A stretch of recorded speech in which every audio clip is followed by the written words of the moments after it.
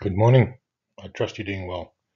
So I listened to my own video during the premiere and I realized that I completely cooked Heyman's timeline.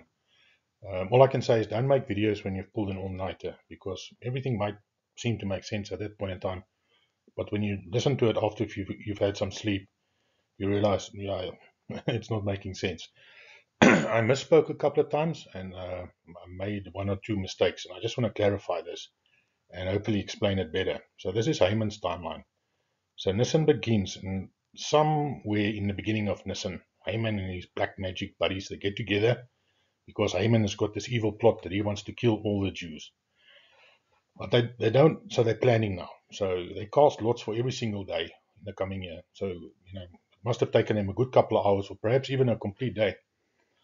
So they cast lots for, tomorrow, the day after, the next week, and next month, and they continued right through the year to see when would be the best time to kill the Jews. And eventually, the lots told them that Adar 13 was going to be the perfect day. Okay, so this happened in Nisan in the beginning. Then on Nisan 13, Haman goes to the King Ahasuerus, and he says, "Listen, there's these people, they're rebellious and what, and I've got this plan to kill them." And the king agrees, and he sends out letters. So the letters go out on Nisan 13. So the letters containing the plan to kill everyone, all the Jews, on Adar 13 goes out on this date. And it gets sent to all the provinces and all the governors and leaders that follow King Ahasuerus. So the letters get sent out. And during this time, Esther finds out about the plan and she intercedes. So this never happens. This date never ever happened. And in the video, I just mentioned Adar 2. This is a 13-month year.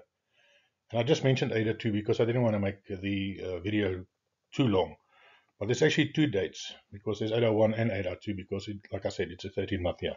So on Adar 1, it is the 3rd of March, and Adar 2, it's the 1st of April. But like I explained in the previous video, these dates never happen. But it might be days of interest that something evil could happen on our timeline. You never know.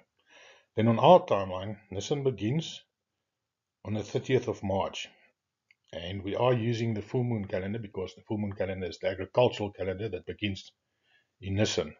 If you recall, the prophetic and the Mazzaroth calendar begins in Tishri, 7 months later. So we are using the full moon calendar, but I don't know if you guys recall when I had that slide with the calendar days of Nisan, and basically the prophetic and the Mazzaroth calendar, you begin on the day the full moon is sighted, and you count 15 days and you get to Nisan 15. And on the full moon calendar, you begin the count the day after the full moon is sighted, and you count 14 days, and you get to the same day, but that is Nisan 14. And that's the difference between the Synoptic Gospels and the Gospel of John. So anyway, so counting from the 30th of March, for 13 days, starting then, of course, on the 1st, you get to the 13th of April. And this is also on our timeline, the day that Apophis will hit the earth.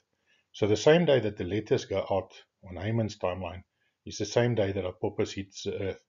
So the letters go out explaining his plan to kill all the Jews a specific time span later.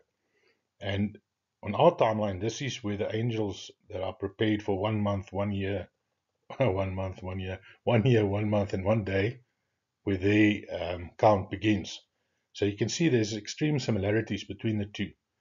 But this is 1 year, 1 month, 1 day, and then this runs to the 14th of May in the year 2030. And this is also the day that Israel turns 81 years old. And this is the day, of course, where the 4 angels are released to kill 1/3 of mankind. Then I just also need to mention that I wrote this wrong. I had Adar 1 and then I wrote 2029. Of course, it is still 2029 on a full moon calendar date, which only would turn over to 2030 in April or Nisan. Let me just say Nisan. But on our date, of course, it's already turned over to 2030. But like I say, this date never happened. This time, asteroid Apophis hits the Earth, and that is a sign that this time it is going to happen. And Esther will no longer be here to intercede, because Esther is the body of Christ.